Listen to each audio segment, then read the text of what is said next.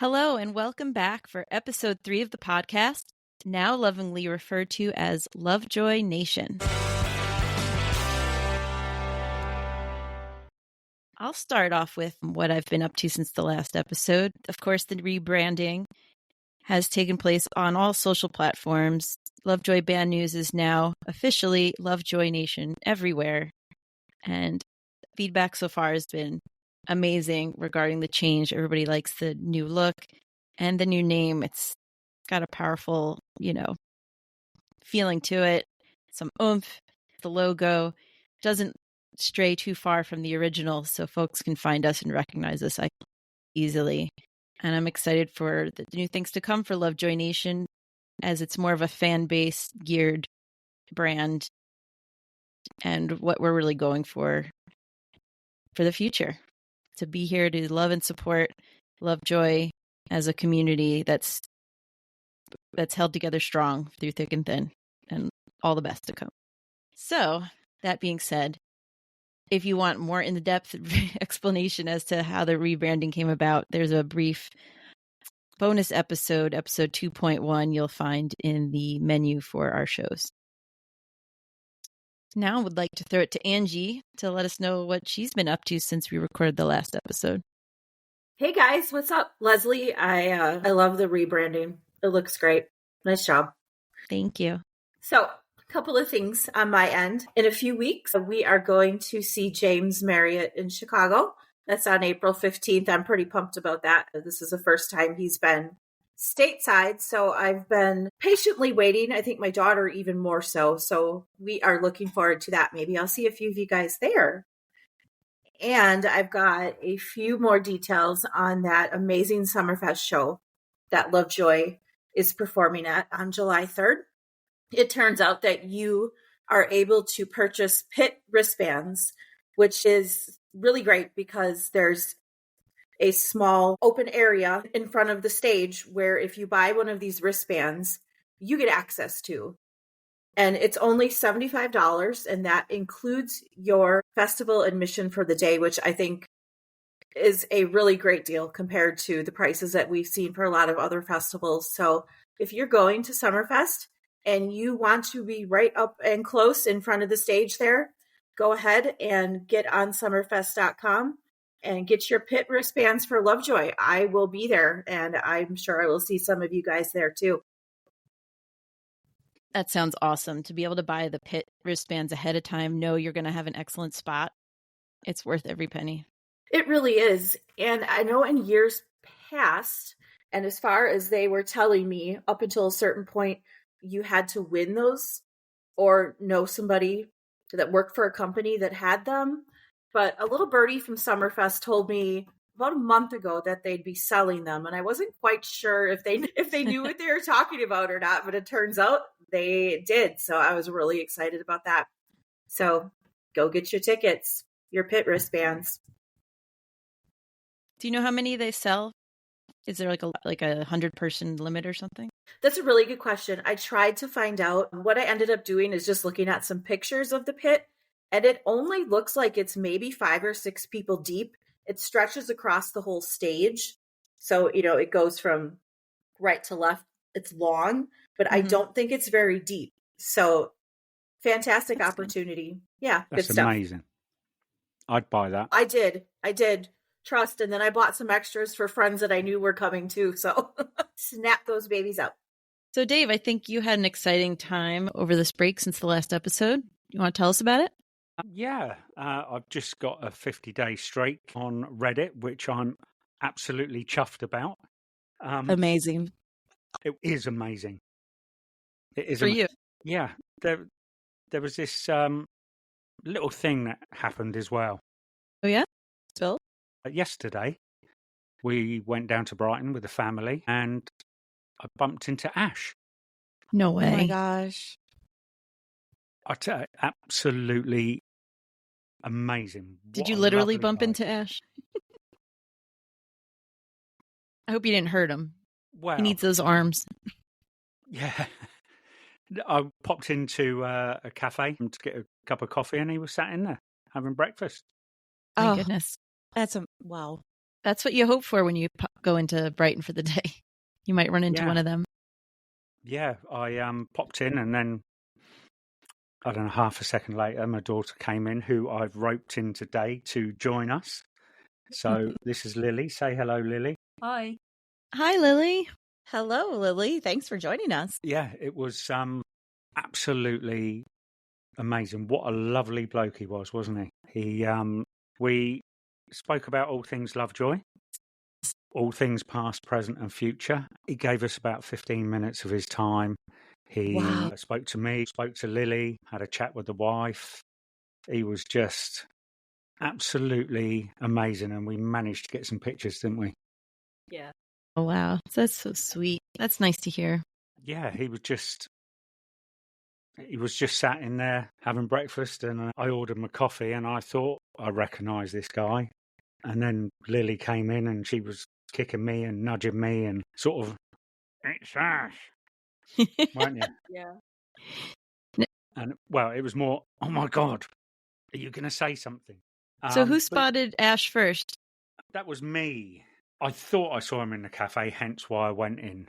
Mm-hmm. Kind of unmistakable. He's got that signature Ash look, right? Kind of the reflection on the glass as well, wasn't it? Yeah. Because definitely looked like him. It definitely looked like him from outside, and it was like, do you know what? I'm going in for coffee, and best thing we done. Yeah, it really was. So, Lily, did he look different in person? Did he look like you expected? I mean, I guess he pretty much did look how I thought he would look. He basically just looked the same, really. It was really cool. Just regular old Ash, huh? Yeah, he was dressed in the black double denim with the black and white striped top. So yeah, we've all seen. Yeah, it's like Ash uniform right there. Yeah, it's Ash uniform. We've all seen pictures of him dressed like that, and pretty unmistakable. He was so rock and roll. Yeah. I feel like he was born rock and roll. Like, he came out and he was just like automatically cool. Yeah, and the long hair. He's got the whole vibe going on. Now, Lily, have you heard his voice before, or did his voice sound different than you expected? Yeah, I was kind of expecting it to be like quite like deep voice, but it was actually like sort of like, I don't know how you describe it, like soft, I guess. Yeah. I'd pretty much agree there. You expect him to have a real rock and roll voice, but he was soft spoken. Yeah. I was just about to leave with the coffee, and I was like, Ash, and he just went hi. And, yeah, just went hi, waved, and explained we're both huge fans. We just had a really great chat, and then I think the wife came in about 5 minutes later. She just wanted lunch. Yeah, she did just want lunch. Oh. But honestly, could have sat there all day and chatted to him. Did you make sure to tell him about the podcast, or did he know about the podcast? Yes, we did mention, didn't we? Cool. Mentioned that we'd done. Hold on, I mentioned that we'd done the podcast with you guys, and he's like, "Okay, that's cool." And so yeah, he knows. Oh my gosh! Yeah, it is exciting. So he does know. I gave him one of my Lego Ash minifigures as well, which was, well, it was fantastic for me. That's freaking amazing you had it with you to give him. For the past few times since I've done them, I've always taken them when we go down to Brighton. They're always in a coat pocket somewhere. That's Smart. so good. Yeah, because you'd be kicking yourself if you hadn't had it with you. Absolutely. It's been one of the sort of things I wanted to do, was to be able to give it to him, whether it would be at a gig, barge my way down the front, chuck it on stage type thing, or but to see him in person, chat to him, was absolutely now, you have to amazing. Describe the Ash figure, because I know it's special. It's not that you just found random Lego parts, that there's something special about it, right?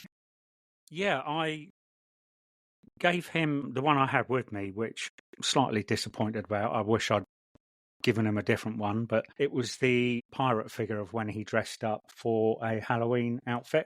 Mm-hmm. But his face, I have to get especially printed, because there's absolutely nothing like it in the Lego world. So I get a company who prints his face for me. The front side of his face has got the dark glasses and the rear have see-through glasses. But did you see him have a little play with it? Yeah. Oh, that's so neat. Yeah, I'm sure he 'cause loved it. I hope gave it him- shows up in a future vlog. It better. I'm sure it will. I hope so too. I really do. I'd be really chuffed with that because I've got some ash hair, so he can swap that over to his hair. And I had a red apron, which I gave him one of them, so that he can do on the last tour when he was a teacher, so he can dress himself as a teacher. Yeah, the resources for teaching tour. He was the art That's the teacher. one. The red apron. I'm a little bit annoyed because I only have one Lego bass guitar. So next time I see him, we'll give him a whole new set. Lego actually makes a bass guitar.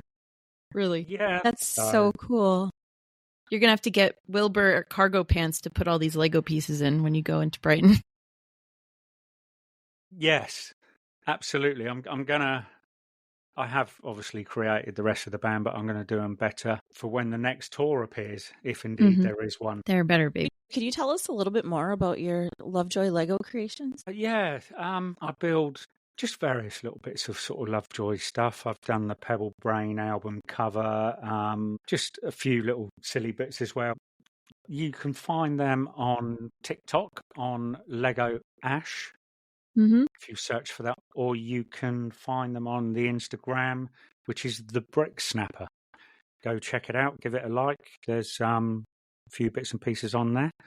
I really should. I've done the laundromat, washateria, whatever you want to call it. Laundrette. It is the laundrette. We call it laundrette. Don't you folks call it laundromat or something like that? Yes. Yeah, that's why I'm saying it like that. Just to be down with the kids. You are down with the kids. Yeah. But I really should put that up because that's quite a good one.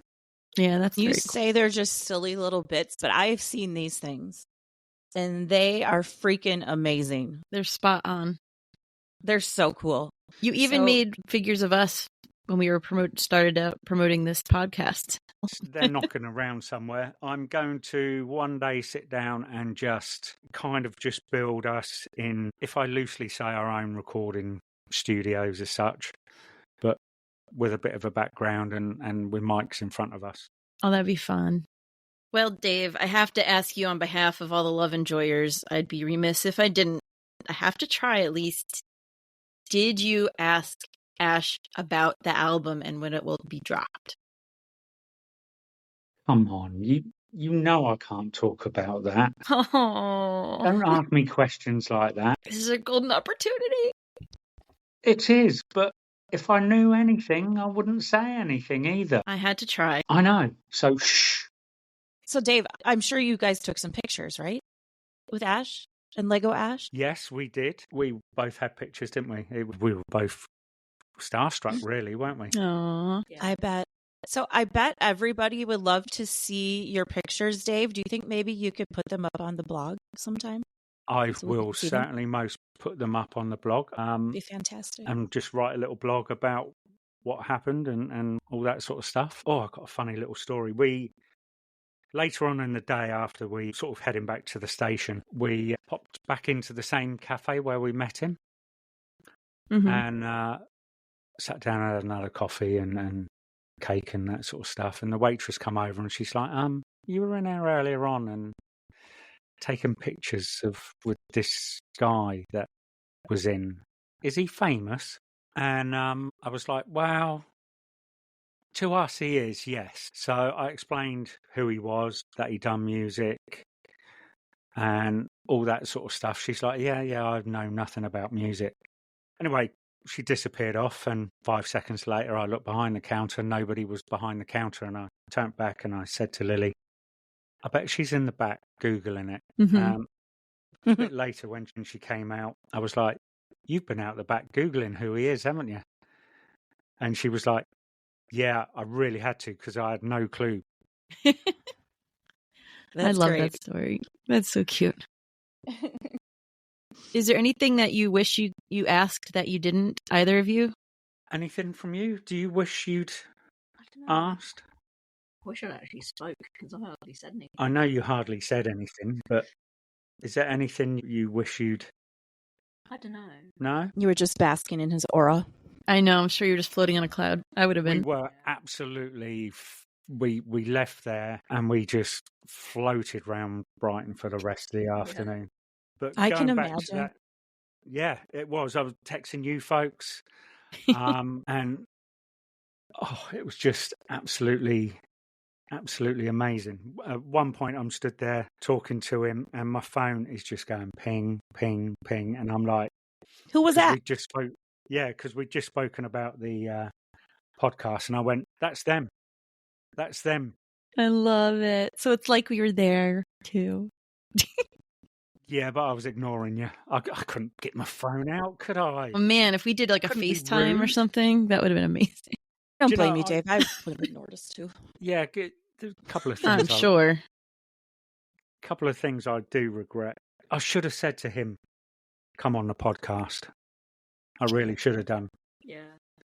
And the other thing that I regret is asking him, or not asking him, is what's his skincare routine? He's got really, really lovely skin. That's a fun fact. Most people might not even realize they see him from afar when he's up on stage. Yeah. It could be a new merch line for Lovejoy. Yeah. Lovejoy I think his Lotion. his hair's pretty amazing too. Your hair and skincare line. So I do. It was so soft, and I'm stood there at one point. I'm thinking, what on earth do you use? You must moisturize or something. But Did you reach out and stroke his cheek just to see how soft it was? We're embarrassing Lily now. Sorry, Lily. We're not embarrassing you. We're embarrassing your dad. There's a difference. Yeah. I think I probably would have had a black eye if I had touched him. I'm just kidding. Yeah, what an amazing gent he was to give us 15 minutes of his time. We absolutely floating on cloud nine, weren't we? His breakfast getting cold and everything. What a guy. I know he had a teapot in front of him, but Oh, that's I'm cute. pretty sure he'd finished his breakfast.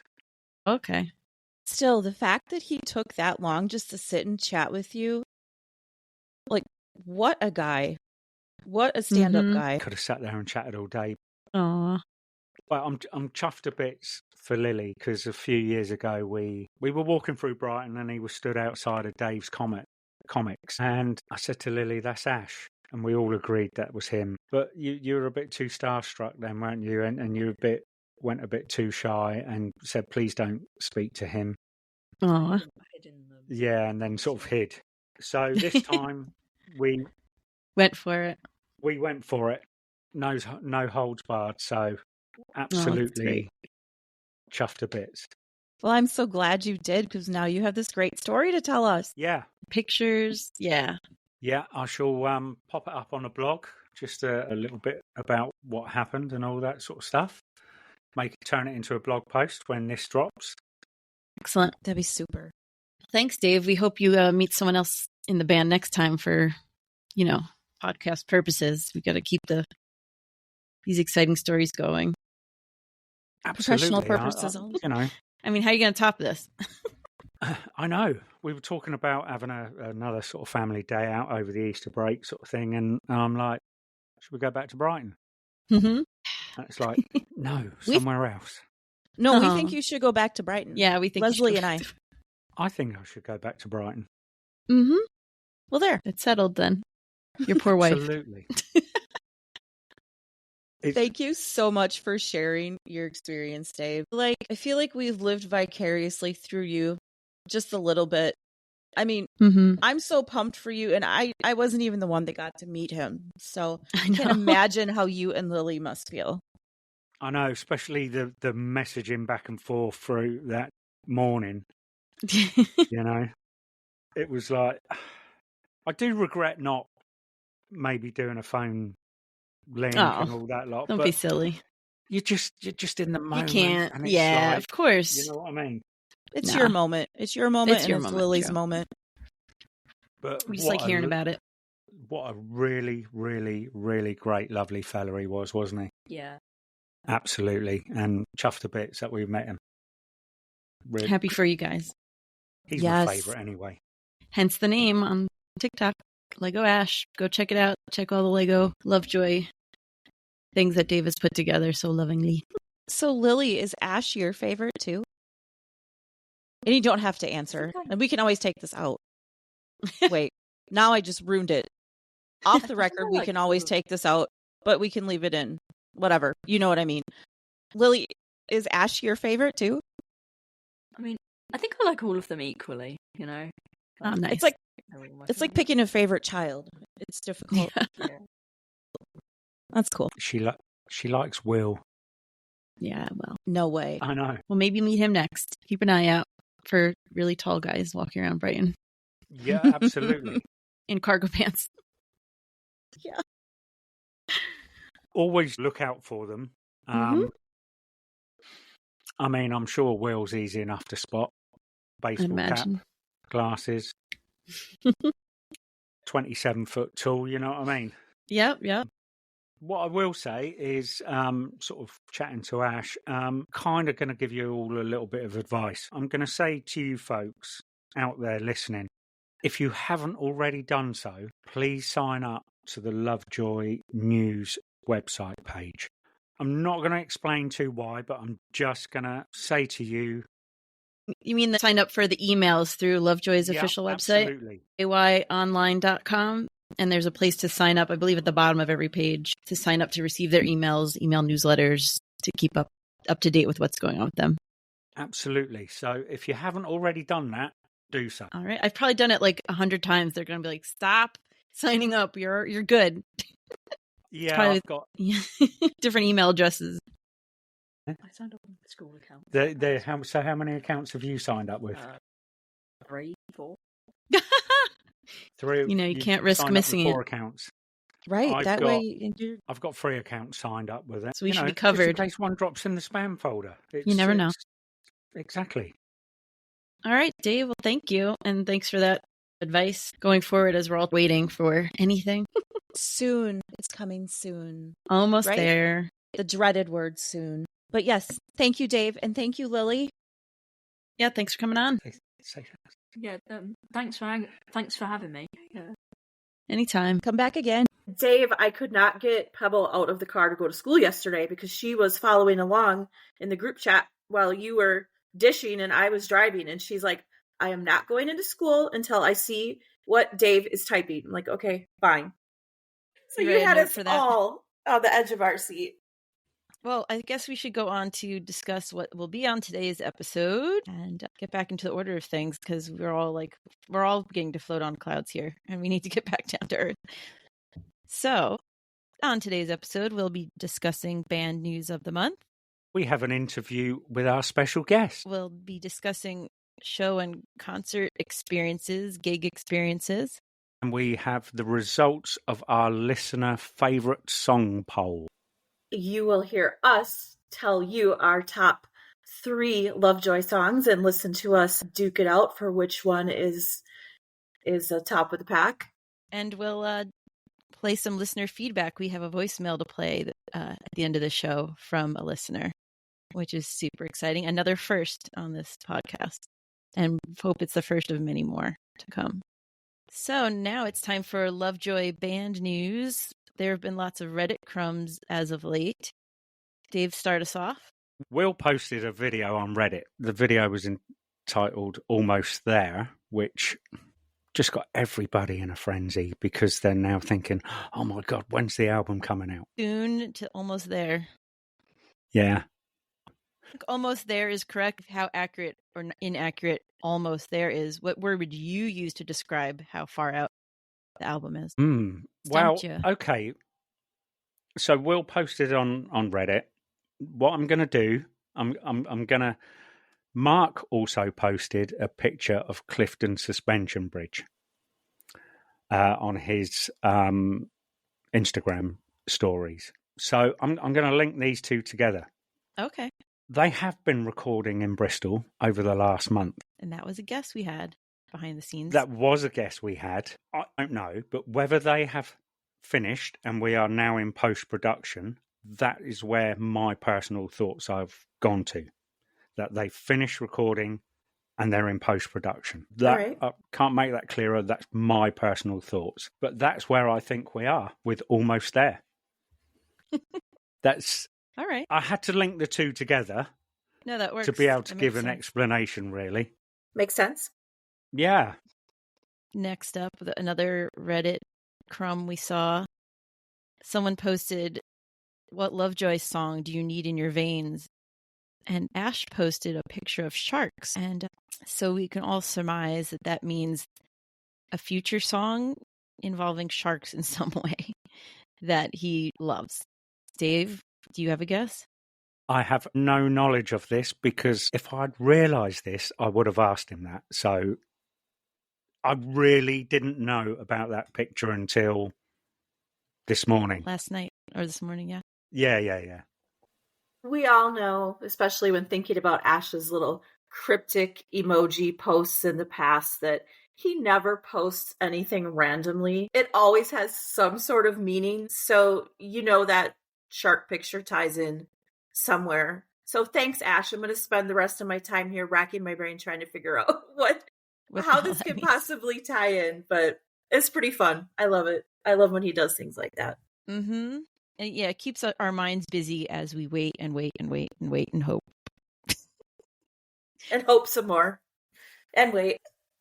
And the other big news we got from I guess it was an Ash reply, an Ash comment on the Reddit, was about the sad news. The sad news. I have some very unfortunate news. Lovejoy Nation, we are gathered here today to celebrate the life of Will's dearly departed, colorful, fluffy coat. As you might have seen, Ash posted a photo on Reddit of Will's coat with a big rip in the shoulder. We don't know if coat had a proper burial or if it will be reincarnated with a sewing machine and some thread. But Will, we are sending you condolences on your loss. We're very sorry. The only thing I could say is at least the weather is getting a bit warmer and he won't be needing to wear a big fluffy coat anymore. So it gives him some time to mourn until the next cold season. Yes, yeah. The first thing when I walked out of that cafe is I thought, damn, I didn't ask about the coat. See, you have a lot of regretful missed There's opportunities. loads. I could have sat there. Well, I would have liked to have sat there all day and just chatted. Now you know where his favorite cafe is. There's no reason you couldn't pop in for a coffee another time. A 60-mile train ride to have some coffee. I'm not telling where. But yeah, it was a great day. Well, that's so cool. Dave with the crumbs today. Crumbs, Dave, you've got a whole loaf of bread here. Yeah, absolutely. A whole biscuit. The whole loaf. I've a large baguette. There you go. Ba-dum-bum. All right, Lovejoy Nation. Today, for the first time ever on the Lovejoy Nation podcast, as it's the first time ever, we have a special guest we will be interviewing that I've enjoyed watching react to our conversations so far. I'm sure this person would have liked to have jumped on and edited their thoughts. And I'm sorry that we didn't get to do that. But now we get to hear from you.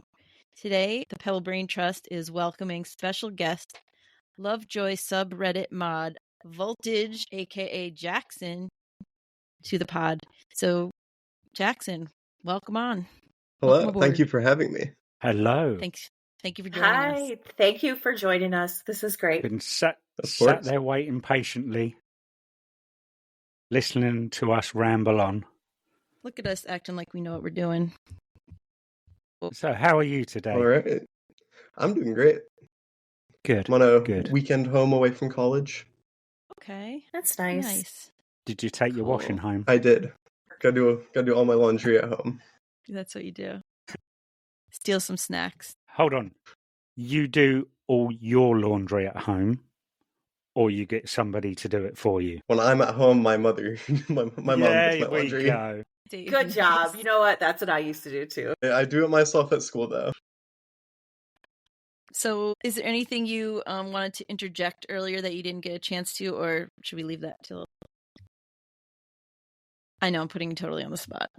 We could start with our questions to make it Trying easier. to think about. Oh yeah. Oh, is there a question that you think Dave should have asked that he hasn't brought up that he should have asked Ash about? In addition to the skincare routine. You should have figured that out. I mean, all of Lovejoy Nation. Do you know what? If I meet him again... That's prime information. Yeah, if I meet him again, we're doing a whole podcast on skincare. Hey, I'm down for it. Me too. Lovejoy podcast, special edition skincare. He ends up on QVC one day, like selling ashes, lotions, and potions. Ashes, lotions, and potions. I'm dead. Sell like hotcakes. A guy that doesn't talk. Right.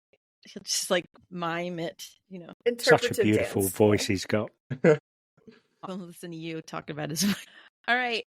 We've all given our Lovejoy origin stories in the past on the podcast. So, Jackson, could you tell us yours? Yeah, so I've been a fan of Wilbur for probably 5 years now at this point. Discovered him back when he was doing the Dream SMP. Mm-hmm. And so whenever he announced that Lovejoy was a thing, that he was in a band, I was there for that stream. When he was divulging the first, I don't know, it was like 15 seconds, a 15-second clip of One Day. And so everybody was freaking out after that, and we just got more and more music from there. So I've been around since the beginning. Yeah, that's cool. I believe my daughter was around then as well, so I'm a late bloomer. Yeah. I was also a fan of Wilbur's solo music before Lovejoy came out. Mm-hmm. So, Jackson, I know that you had begun the Lovejoy 2 subreddit, which was kind of the previous iteration of this. Could you tell us more about that and why you decided to start it and some of the history behind that? Yeah, so I only downloaded Reddit for the first time back in January of 2024. And so I was in the Lovejoy subreddit for a brief amount of time before it shut down. Right. And I thought the community on the Reddit was great. A lot of great art posts, a lot of great questions. And then it got shut down, and I was like, well, that's not really fair.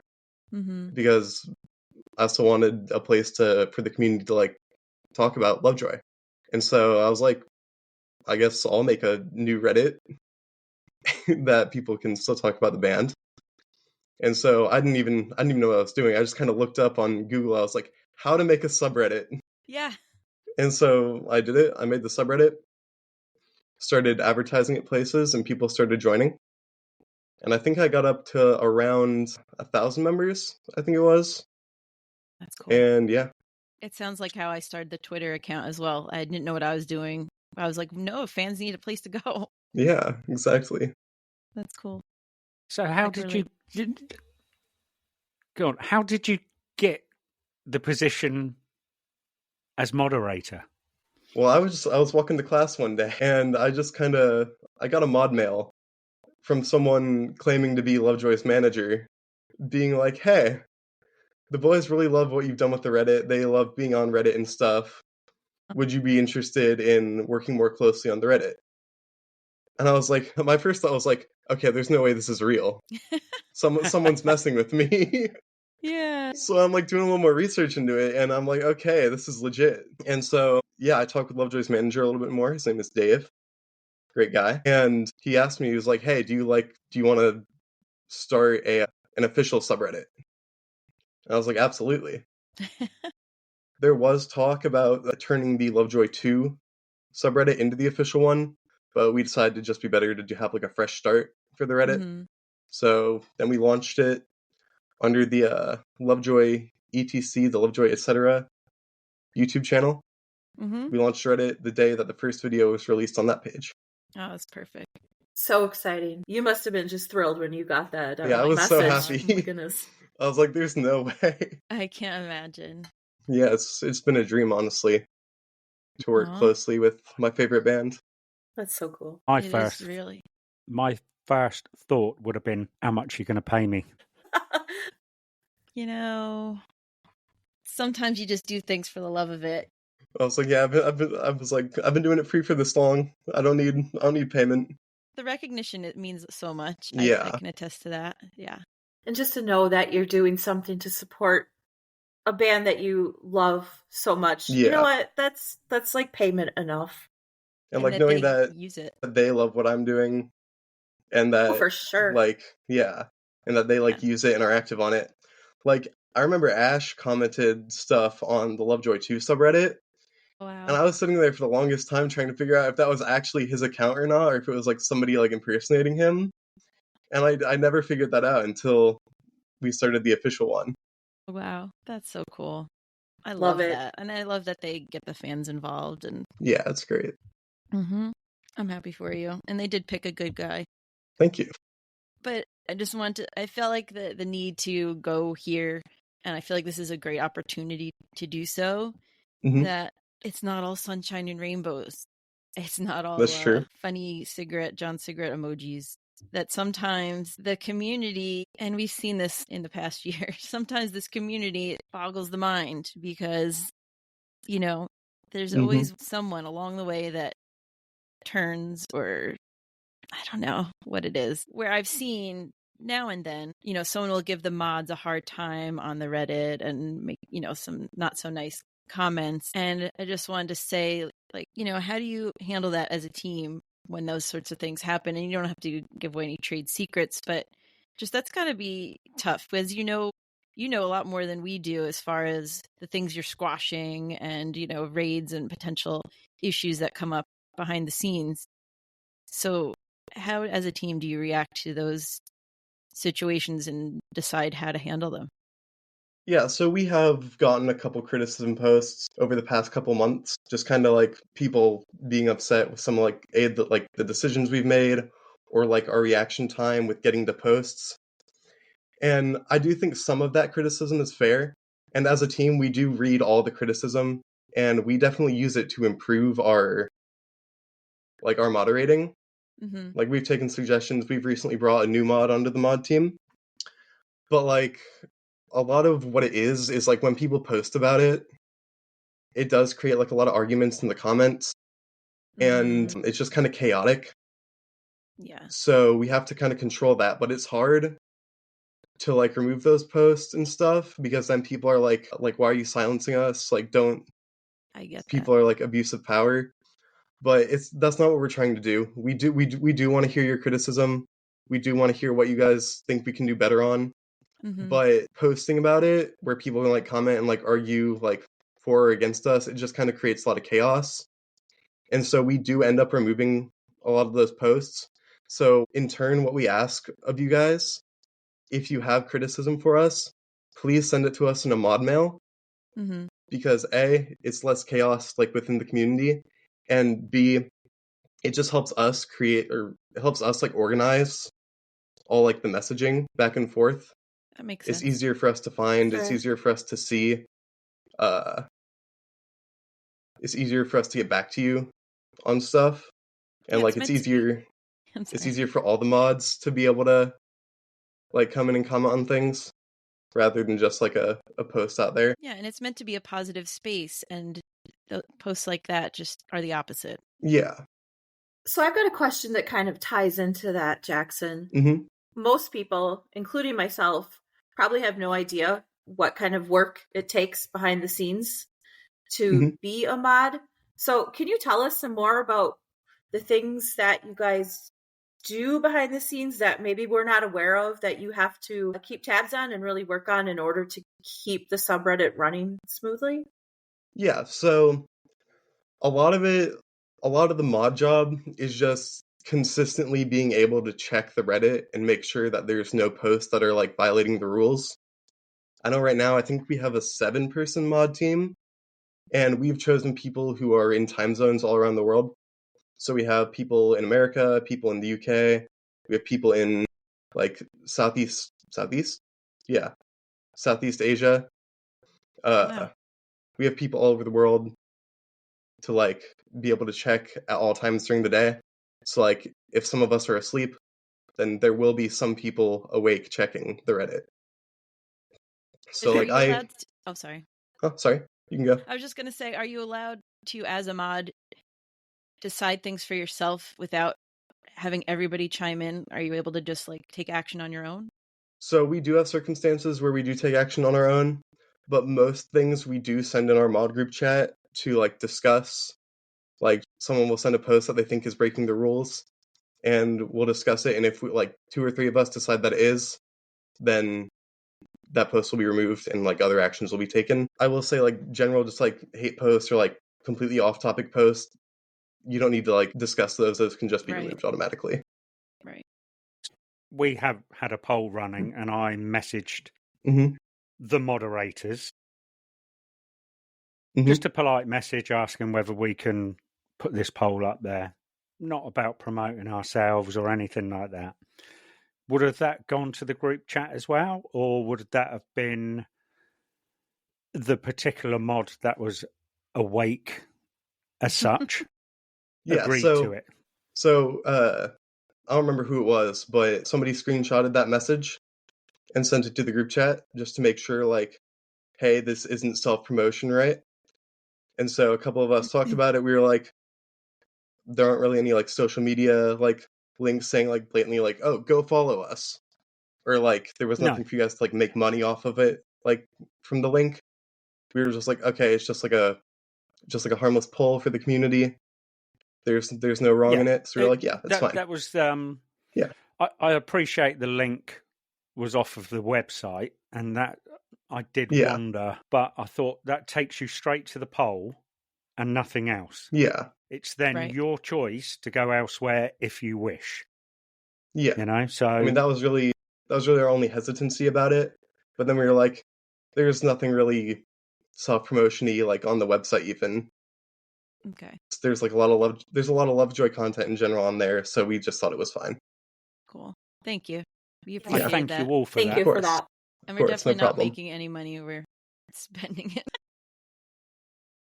But for the love of Lovejoy, always. Brian never stops. What's your favourite part of being a moderator for the subreddit?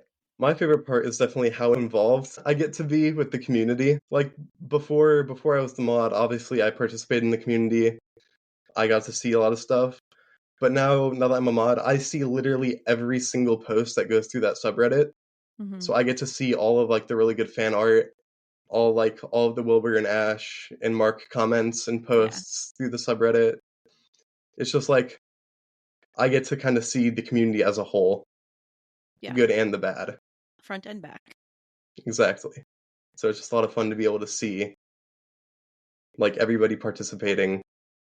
Yeah, I absolutely agree. Do you ever I'm not talking about the dissing posts or anything like that, but is there any posts that and you don't have to go into details, it's a simple yes there is or no there isn't.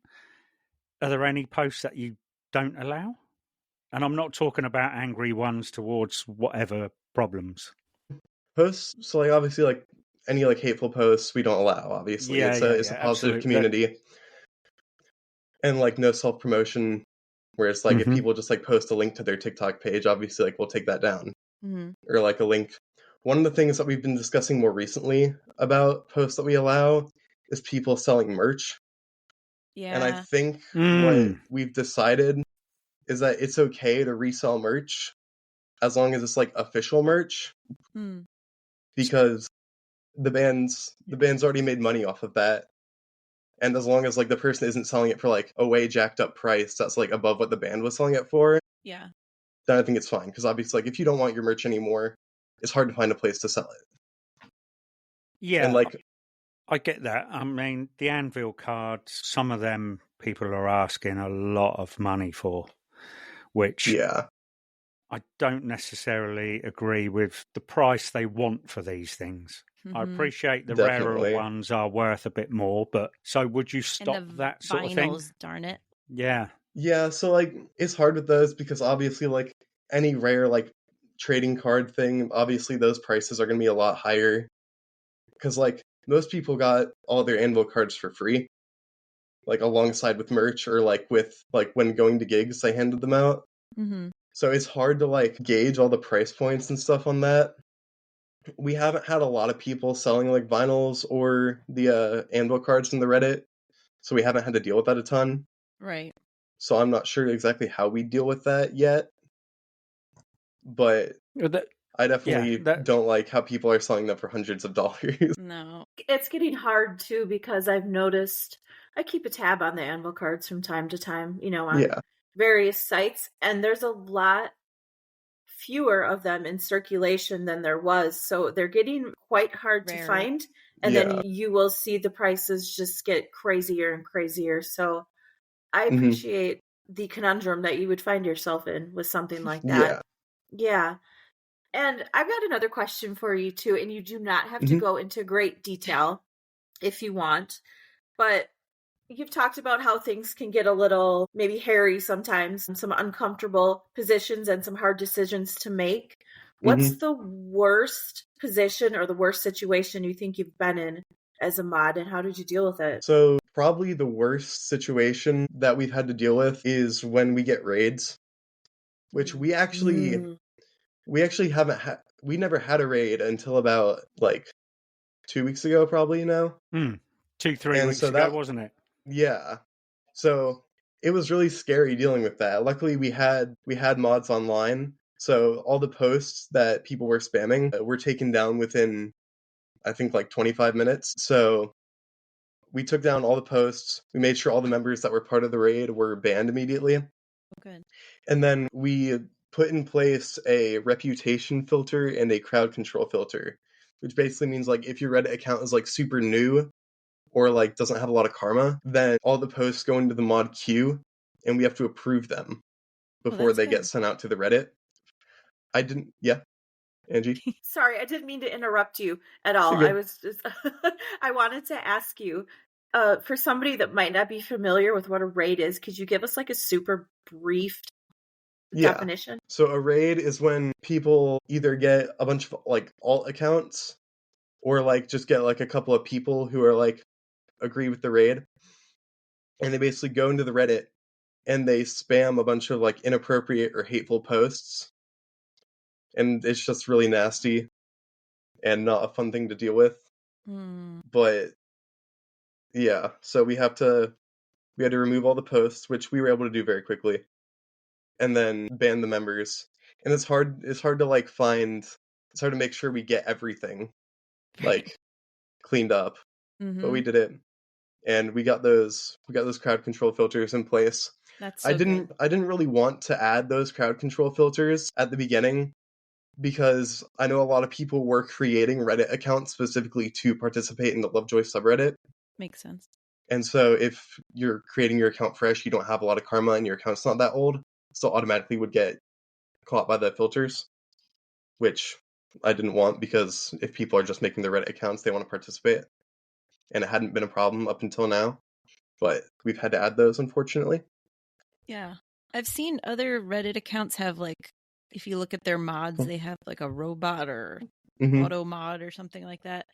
Is that something that's been considered? Is that something that like again, is it like another filter that picks up on things? Yeah, so the auto mod is like, I kind of find it annoying a little bit because I know one of the things that it does in a lot of other Reddits is it puts a comment at like the top of every post saying like, hey, make sure you follow the rules. And I just find that a little bit annoying. But automod is good. We don't have the specific automod bot in place, but we have like automod filters where it filters out specific words that we don't want in the subreddit to where it sends it to our mod queue before it goes out live to the actual subreddit. So we have to approve things with specific words. I have that on my TikTok as well. Yeah. Certain words that the other side of things like to non-fans like to use a lot. Yeah. So we're catching... You don't need that. We're catching most of the content that like is super alarming before it goes out into the subreddit. Good. I mean, yeah. Because I would imagine that if it was not so Loctite, what the heck it would look like there. So yeah, obviously you're doing a great job at what you're doing. I have to say, this is really fascinating. I don't know much about Reddit, and I know even less about being a moderator. So all of the things that you're talking about that you guys have to keep track of and keep an eye on is just really interesting. Sounds like a lot of work. Yeah. It's definitely been a learning curve for me too, because like I said, I only got Reddit January of last year. So I did a lot of research going into making my subreddit for the Lovejoy 2. And then it's just been even more with the official one. Awesome. Absolutely agree with you, Ange. I didn't know much about Reddit, and I certainly didn't have it until a few months ago. And I'm finding this chat very, very interesting. What is your favorite sort of stuff to see on the Reddit? My personal favorite thing to see is covers. Okay. Just because I play a lot of instruments and I do like Lovejoy and Wilbur covers, and so it's great to see like other people in the community, like what they can do with their covers, and I love listening to all of them. Just know that if you have posted a cover on the subreddit, I have probably listened to the entire thing. That's nice. Because There's it's a lot fun of to hear them. talented people. There are. I love that one when it was a group of boys, I think, did a cover at a school performance. Yeah. And Wilbur commented and said that they should have been allowed to turn the volume up louder. Yeah. That was so cute. And actually, relating to these covers, we do have a event coming up in the subreddit pertaining to these covers. Oh, cool. That's going to be a whole subreddit wide event. Nice. I don't know when is this episode going to air? Probably in a week. Couple of weeks. A week or two? Yeah. Okay. Yeah, so it'll already have started by the time this episode airs, but Okay. I believe nice. we're launching it at the beginning of April. Cool. That's cool. But yeah, other than that, I like all the fan art posts. Mm-hmm. There's a lot of talented artists in the subreddit, so it's a lot of fun to see their art. It is fun. Yeah, and of course, it's we always were fun to see the band reply to things. Yeah. It's also cool, like, the subreddit makes their own, like, bits on things. Like, after Wilbur posted, like, the John cigarette comment, everybody, Right. like, went crazy about that and started making, Yes. like, their own, like, emoji combos with names, and it was really Goes out of funny. control. Yeah. And, like, with the, that's what I was going to comment on earlier. The post or the comment that Ash made with the picture of Will's coat ripping. Yeah. A bunch of people made, like, rest in peace posts, like tribute posts to the coat. Yeah, a And friend I of thought ours that wrote the obituary. Yeah, I thought that was really funny. So I love how the Reddit is kind of like its own culture like that. That is cool. I was just going to say, if nothing else, the Lovejoy community is really good at taking any little bitty thing and just running absolutely bananas with it. Running it into the ground Absolutely. at times. Into the ground, 6 feet under, shall we say. bless. I know we also wanted to discuss our Lovejoy experiences at shows, and I believe, Jackson, you had some you wanted to share. Yeah, so I've actually seen Lovejoy twice. When they did their Across the Pond tour back in 2023, I saw them twice within the same 24 hours. Nice. Because I went to the first two shows in that tour, the Nashville show and then the Atlanta show. The Nashville show was great. I showed up with my friend and my parents like 4.5 hours before the doors opened Mm-hmm. and just waited in line. And it was really funny because like we kept seeing like the band members like peek around the buses and like going into the building. And at some point Mark came out to just kind of say hi to people in line. Mm-hmm. And I know he signed somebody's graduation cap, which was really cool. Aw. And like Wilbur and I think it was Mark and Elodie walked by to go get food. And everybody in line just like freaked out while they did that. And yeah, so the Nashville gig was great. I was almost at Barricade. I was also super excited because like a couple of days before the tour, they announced that Cryowank was going to be one of the openers. And Cryowank is probably my second favorite artist on top of Lovejoy. Wow. So that was a ton of fun to hear. I actually got their set list after the cool. and Jay like handed it to me directly, Aww. which was really cool. And I got a picture with them. Oh, it's nice. They're such a sweetheart. I love them. Yeah. But they played in Southampton recently. I know. A couple of weekends ago.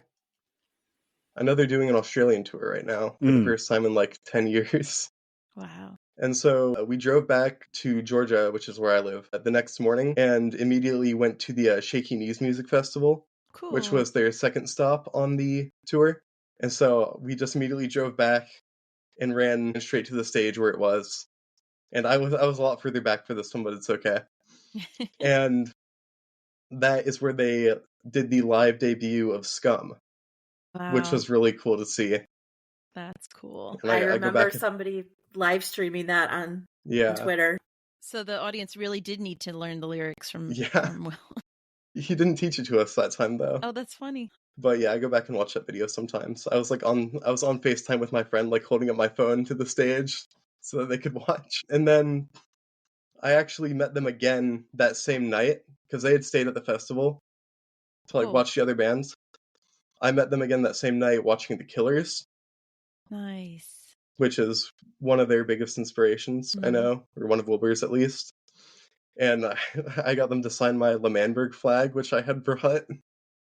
And so that was cool. I got some pictures of them, and I got my flag signed, which was awesome. And then the next day, they were at the festival again. Wow. And I was watching a band called the Front Bottoms, which is another one of my favorite bands. Yeah, I like that. And I know it's also one of Wilbur's favorite bands. But I was just kind of sitting there at Barricade, waiting for them to come on. And I just hear a couple of people screaming behind me. And I turn around, and I just see, 6'5" Wilbur just standing in the crowd there. And I'm like, oh my God. And so I turn around, I'm debating on whether or not I should, leave my spot at Barricade. Yeah. But I decide that it's worth it. So I leave my spot at Barricade and go get a picture with him and give him a fist bump. Aww. And then immediately run back to my spot at Barricade, which I somehow got back to. Awesome. But yeah, so that was a good set. That's so great. And I remember Shaky Knees had a promo video that they had at least on Twitter, and they were scanning the crowd. It was after the festival. And if you look, you could see Will standing in the crowd. I mean, he sticks out so much anyway, but it was funny. He was actually in their video as part of the crowd watching a show. So yeah, I'm in that video too. Are you? Yeah. Nice. I'm right at the front. So that was fun. And that's my Lovejoy experience. Okay. Well, I've been thinking about when Angie goes to Summerfest, will the band be floating around, at that festival? Did people seem to swarm them or sort of leave them alone for the most part, or how'd that work? I mean, people were going up to them and asking them for pictures. But it wasn't there weren't 45 people surrounding them at all times as they walked through the festival. People let them breathe, which was nice. Okay. And hopefully I'll be going to Summerfest as well. Yeah? Yeah. All right. That's great. I'm planning to be there. I'm going to interrupt here. Uh-oh. You need to teach Angie how to use a video phone. Take video on her phone if you see her. Okay? You also need to be interviewed by Angie whilst you're there, because she's going to do a lot of interviews and she's going to video everything. Dave's putting of course. Work. And on the next... I'm going to... Go on, Anne. I'm going to make myself a press pass with Crayola crayons and some construction paper. And I will be interviewing people. So yes, Jackson, come find me. I will interview you. And Jackson, you won't believe this. When I met Angie, okay, this sort of leads into our experience in Brooklyn. Let's do that. Let's do this. Angie and our friends from Wisconsin and Minnesota came out to Brooklyn to see Lovejoy last fall. And we finally got to meet in person, see the two shows back to back, made friends for life. And the deal was, since they came out by me, that when Lovejoy was going to be coming out next to the Midwest, to Chicago or Wisconsin or the like, that my daughter and I would make the trek out there. That was the plan. So Summerfest gets announced in freaking Wisconsin, the one show that's been announced so far for 2025. How perfect does that sound? That we would fly out to Wisconsin and reconnect. Wouldn't you? I still can't get over this. It's almost hard for me to say. I will be with my family in Brighton, England, while they're in frickin' Wisconsin. What Swapping places with them. are the odds? Oh my God. And I got non-refundable airfare, so I just can't believe it. So I'll have to wait till the next time. Or if they're in New York again, they'll have to schlep out by me. Or maybe we can meet somewhere in the middle. But I just couldn't believe that of all the states and cities and countries, that I won't even get to bump into any of them at a cafe because they'll be in my country. I'm hoping that this Summerfest gig will be part of a larger tour. That's what I hope for. Hope and guess. That's been my hope too. And I realize it's a huge, huge show, but you feel like if they were going to schlep all of their stuff and their bodies over here, that they would at least schedule a few other tour dates around it. I don't know. We'll see. Yeah. it's always a wait and see and hope. And Exactly. so just going on with the whole experiences discussion, I'll just be brief about my first two shows and then let Angie take it away, and then Dave. My first New York show was their first New York show, first American show at the Bowery Ballroom in New York City. I went with my daughter and a friend of hers and her mom. Got there, I bought the tickets like less than 2 hours before the show, so we were not lined up way early. We ended up in a line about a half hour before doors opened behind these two young women, I guess in their 20s, who were just super sweet, and we wound up chatting with them on the line on the way in. While we were in line, a girl passed out little square pieces of paper in all different colors that during, I think, perfume, she wanted us to put over our flashlights so that the band would see a sea of like rainbow colors. So that was cool. pretty cool. Yeah.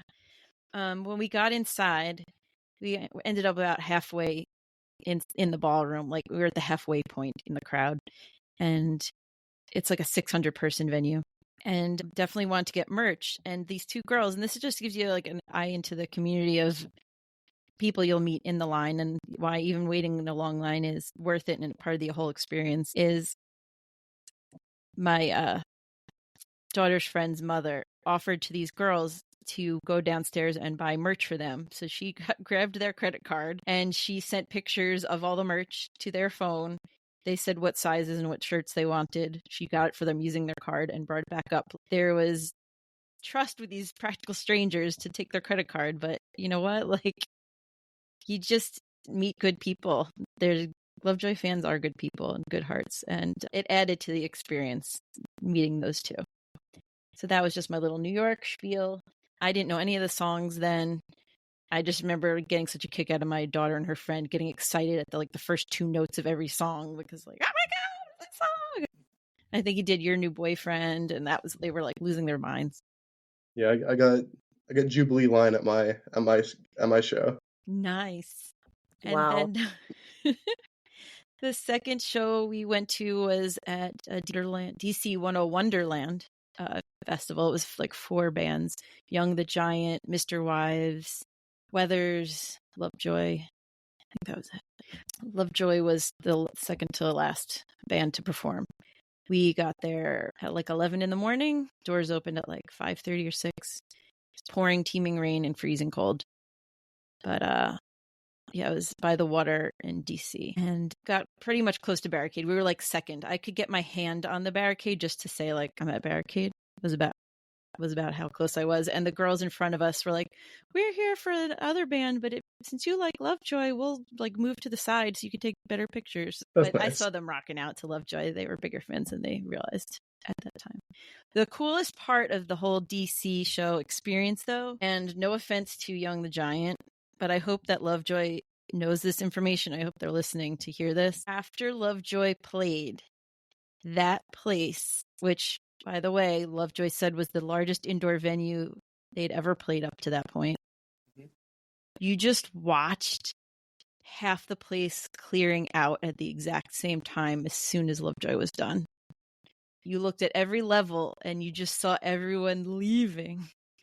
And my daughter was like, "I feel bad." I'm like, "Don't feel bad. This is good. Like, now the organizers should see this, that everyone's really here for Lovejoy." Everybody on the queue was there for Lovejoy that we met. And yeah, we went and got our merch then at that point. And it seemed like every Lovejoy fan ended up in Shake Shack right after. It was wall to wall packed with people getting their fries, their post-concert fries and shakes, and wearing their Lovejoy merch. And no offense, yeah. So again, no hate for Young the Giant, but half that place was there for Lovejoy, and I hope they know that. I hope they are aware that that was the scene at the end of their set. All right, Angie and Dave, we'd love to hear your stories, your gig stories. Mine isn't that exciting, not to everybody else, but to me, I guess it was.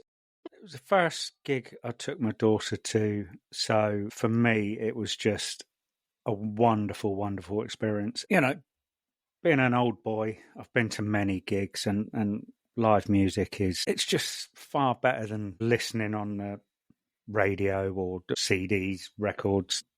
But we got down there at a Mickey D's, queued up, and she was just, the whole look on her face for me was absolutely, as a dad, fantastic. Got in there. We stood relatively near towards the back, but there was a couple of steps, so we were able to elevate just so that we could literally see above the. Because I wasn't sure how she'd be and all this lot, but we just stood there, and they were brilliant. Absolutely loved it.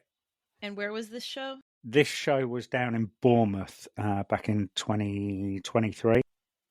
It really, really was. It was just, I'd listened to the music, but I think it's probably where I fell in love with the music more so. And for me, just the whole package, just me and my daughter that's special. at a gig, that was the special moment. And both of us were just itching to get back to see him again. But yeah, it was nothing exciting, but to me it was more sentimental. Absolutely. I get that. You did something like Jackson with the 2 shows, right? The 2 shows Yes. Yeah. Yes. So I'm trying to think. I think I have seen them 8 times, perhaps. But the first time that we saw them, my daughter and I went to First Avenue. What's up? We're reacting to the 8 times. 4 I'm for jealous. me. We've seen them twice. I didn't know it was 8 times. 4. Did my mic cut out, or what's going on? Oh, no, okay. We're just okay. For me. Saw that finger. Well played. I think it was 8. So I'll try and make it brief. The first time we saw them was First Avenue in Minnesota. I took my daughter. She'd never been to a show before. It's crazy just to see them for the first time in person and be like, oh my God, these people are real. This is bananas. My daughter had that reaction too. She's like, I can't believe he's real. Like, he's real. He's like right there in the same room. Yeah, it's amazing. Absolutely. It's amazing. And my daughter, Pebble, had a special gift that she received for her birthday. It was a gold Tamagotchi she really loved, but she decided that she wanted to give it to Will because she knew he loves Tamagotchis, and she did too. So we were able to kind of get it handed off that night. Weren't really sure. I'm like, I really hope this gets to him because this thing is, it was special. So the next night we saw them in Milwaukee. So we drove straight from the Twin Cities down to Milwaukee, got in line, and it turns out he did get it. He was wearing it on stage. And I was just amazed that she wanted to give him something that meant so much to her because she knew that it would mean a lot to him too. So we kind of were, started right out of the gate with just an amazing experience. So let's see. Yeah. Minnesota, Milwaukee. We saw them again. Let's see. The next ones would probably be Lollapalooza. We went to the after show, I guess, which wasn't really an after show. It was a before show at the Bottom Lounge in Chicago. That was great because it was a very small, sort of intimate setting. And then we caught the last 10 minutes of their set at Lollapalooza. I was with somebody who was running late, but just to be able to see them on that stage, even for a couple of the songs, was absolutely mind-blowing. I don't think I'll ever forget it. It was just insane. Absolutely. Just a core memory experience. And then when they came back again in December and did that string of Christmas holiday shows, we saw them in Chicago at the Aragon, and then the next night again at the Rave. And then clearly my 2 favorite ones were the time that Pebble and I flew out to New York to meet up with Leslie and her daughter and the rest of our Midwestern gang. It was absolutely pumpkin. Absolutely phenomenal to meet these people in person that we'd been talking with for so long, and you just felt like you knew already and had such a close connection. And like Leslie said, I mean, friends for life, for real. And as far as Lovejoy, being able to see them twice in a row, in the same place night after night was absolutely bananas. And it was worth sitting on, Brooklyn streets at 2:30 in the morning, getting dogs peeing on your leg. Right? Yeah, Chunk. I will always remember Chunk, the dog that decided he wanted to relieve himself next to me. But Oh yeah, but didn't Yeah. quite hit you. yeah, no, thanks, Chunk. You're a real one. It's But- hard. Sorry. It's hard seeing him 2 nights in a row because you lost your voice already from the first night screaming all the lyrics. We were saying that too. It took me a week before my voice was back to normal. Sorry, Yeah. Leslie, what were you going to say? I was going to say we got to see Mark. He came out to say hello to the crowd as well at that, and got to hand him a drawing / a piece of art that my daughter and I created together. She drew it, I painted it, of Beans and Ernie, and then that made it into a Mark story later on, which was a huge thrill. But he was just the sweetest, loveliest guy, and heart of gold. For the other guys, it was more of quick pass throughs in and out of the space, and Elodie was sweet as well. We met her online. Yeah, when I was getting my Manberg flag signed, they were like up on a raised platform, Mm-hmm. and so I was like sitting there for like 2 minutes trying to get their attention because they were, I know one of the songs had just ended, but they were like talking to each other, Mm-hmm. and then finally Mark turned around and saw me, and like grabbed my flag and brought it up for them to sign. That is awesome. That's really great. Yeah, I got Will to take my Statue of Liberty crown after we were waving it in his face for like the first 4 songs. I remember the pictures of him wearing that. That was fantastic. And Yeah. building upon what Leslie said about the sense of community, just being in queue with people, it's so true. I think I have almost as much fun waiting for the show outside and connecting with people. And you always come away with a new friend or two. And, just everybody there having common interests and being excited for the same thing. And everybody's, trading their bracelets or giving away stickers or, Mm-hmm. helping each other out with, really anything. I'll save your spot while you run to get Yes. some eat. Do you want something Yeah. to eat? Yeah. Yeah. Just like Leslie said, complete strangers, just helping each other out. It's really great to see how close-knit the community really is. Yeah. I remember I met like 4 of my TikTok mutuals at the show I went to, Oh, that's cool. just in line. Oh, I can't wait for that again. Anywho, we should get into our top 3 Lovejoy songs in our whys, and Voltage / Jackson is going to chime in with his as well. So who wants to start? Jackson, you start because you're our Okay. special guest. I'll start us. My top 3, in no specific order, which is probably one of the hardest decisions. It's very, very difficult. I was sat on the train going down to Brighton, and I'm like writing my top 3 down. Changed about 4 times. Yeah. Mine just kind of changes like every week. Right. But it's my top 3 in no specific order would be Warsaw, Scum, and You'll Understand When You're Older.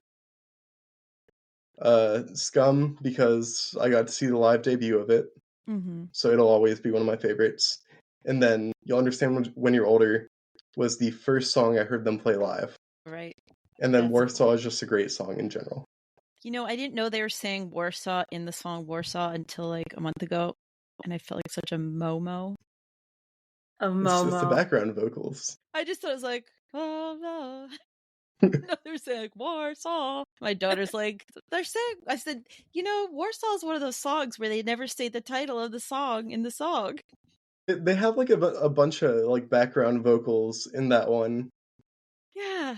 It's like So- You Said, and then Warsaw, Right. and I then thought it was just one of those type things. yeah. Yeah, that's a confession right there. You heard it here first. Is that a new segment? Lovejoy Confessions. Oh, I like that. Things we didn't know. Scandalous. All right, well, I'm Yeah. jibber jab. I don't want to hear any of your confessions about a Warsaw wiggle, all right? Well, you're I'm telling not us about watching that. Ash. You're sitting here telling us about Ash's beautiful skin, so I Well, he think we're on has the same got level. beautiful skin. should have never And he's- brought it up. I'm sorry. Yeah. I'll go next. So my top 3 Lovejoy songs, they each have a reason. So Sex Sells is my OG fave. the first song that got stuck in my head for days and I never get tired of listening to. So that's my first one. Number 2 is very specific. Call Me What You Like, Spotify's singles version. I'm obsessed with, and I love singing along with and playing over and over. And lastly, and this took a while to come up with and settle on, is The Fall, because seeing it live, that is the reason for that choice. That's the best live song to me. It's just so powerful and strong, and like the crowd goes bonkers, and I just love it. It's such an experience. Everyone has to see Lovejoy do The Fall live at least once in their life. Watching that video that they did from the Isle of Wight festival of The Fall, that's probably my favorite Lovejoy clip. Cool. I should revisit the Isle of Wight. You could do that when you're in Brighton instead of going home. The Isle of Wight. I should revisit that clip. Is the Isle is basically south of Southampton, so you go through Southampton to get to the Isle of Wight. Okay. Just to put it in a bit of perspective, Southampton's where I live. I know, so we'll cut through your yard and get to the Isle of Wight. That's where they went to record or write Pebble Brain, right? Yes, yeah, sir. I believe so. Yeah. Wow. I'll go next then. Go for it, Dave. Yeah. Have at it, Dave. 2 in no particular order. Model Buses. I was just listening to that yesterday and I thought, I don't give that enough credit, and that's a really good track. And I really enjoyed that yesterday. Sex Cells, acoustic, just love it. Just absolutely love it. Concrete, for me, is the top spot. You go through life and we all have our own soundtrack of life. Not always you make that soundtrack, it's given to you. But Concrete it took me back to a place many years ago where I was in Ireland, down in Wexford, and I walked a girl home after a night out and kissed her goodnight, and the fog set in. And I'm not kidding you, the fog set in. And bearing in mind, this was my first time in this particular place in Ireland. The fog set in and I got lost. It's 3 a.m. I got lost. 3:45 a.m. And I ended up sleeping on the floor in the bike shed on the concrete of Wexman's Trousers. Kidding me? I am not kidding you. And that song just brought me back. I woke up the next day and I had to phone the Garda, the local police, because I didn't know where the hell I was. I was staying at my mate's house. I didn't know where he lived. I didn't know where I was. And the only place I knew was that I was stood at the nearest phone box outside of Wexman's Trousers. And I'd slept. So that is now part of my soundtrack for life. That's cool. Talk about a confession. I love that story. That's great. That's cool. I thought you were going to say she hoped that the salt water ruined your clothes. I thought it was going to be you were put on the bouncer's I third thought ring. she was going to say, I was that girl.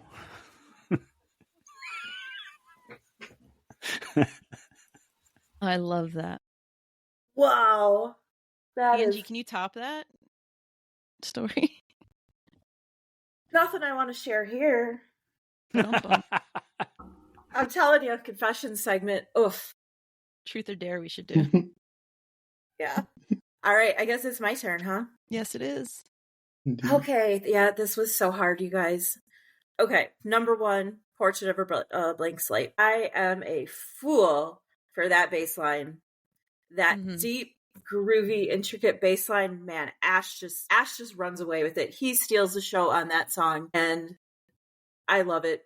That's my number 1. Number 2 is Normal People Things.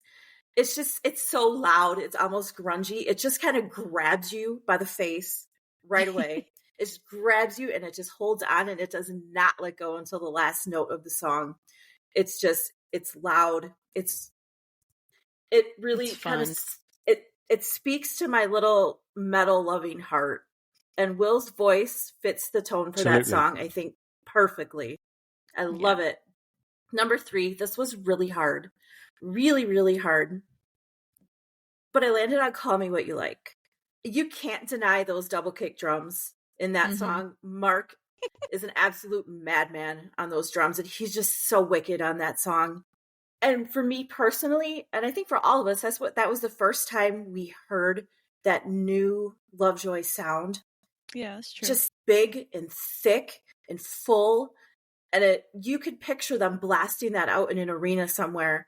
And it was not like we're some little band from Brighton. It's we are here and we are ready to take control, and we are gonna, blast your ears and rip your face off with this music. Yeah. And honestly, I almost fell out of my chair. I couldn't believe it. I was in heaven. It was that big heavy sound that I'd been waiting for. And it says too, like I said, we're not just a little indie band. We can do everything. We can do post-hardcore punk, we can do metalcore, we can do math rock, we can do all of it and do it all really well.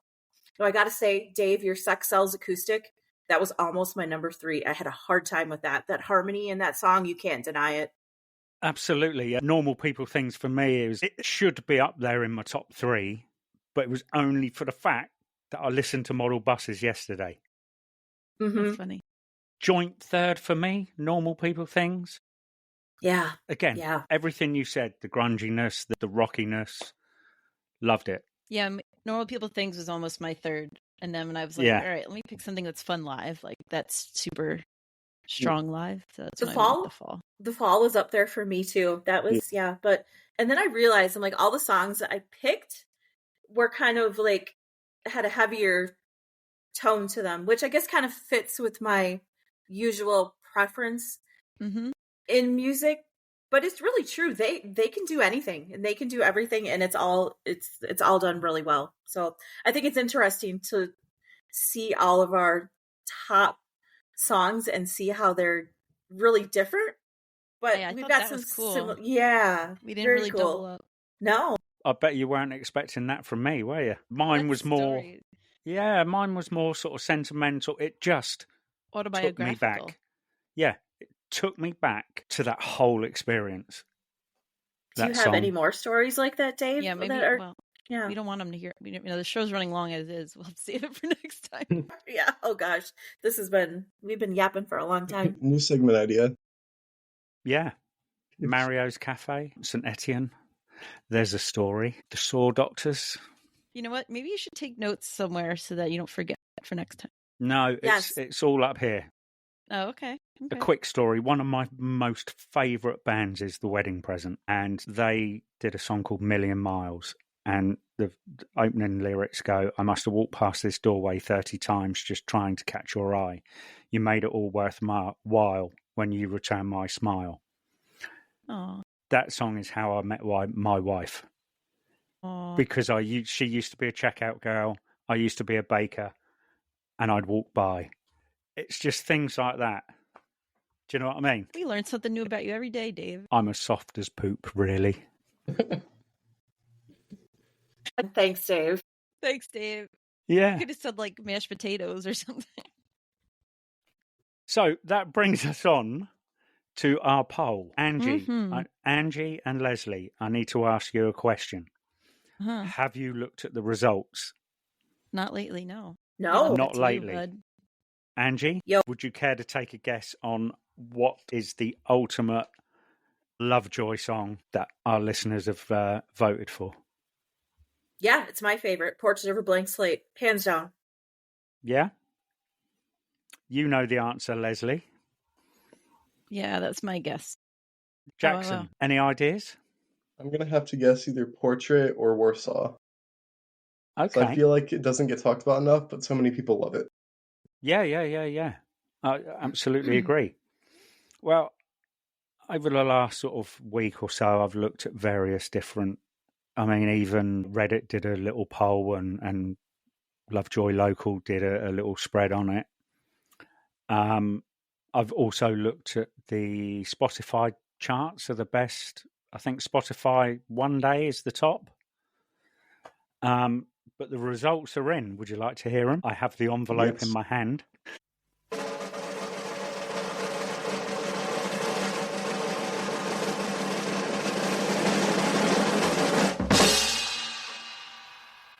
So with hundreds of you voting,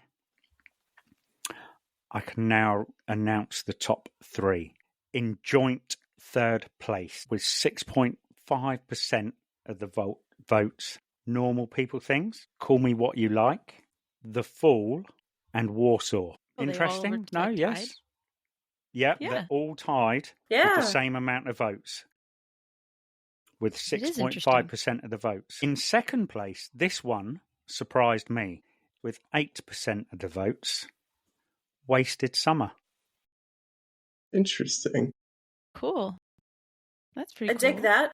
Yeah. That's surprising. Nice. I mean, not because it's not good, just because it's not even it's out unreleased. It's not even out yet, but it surprised me.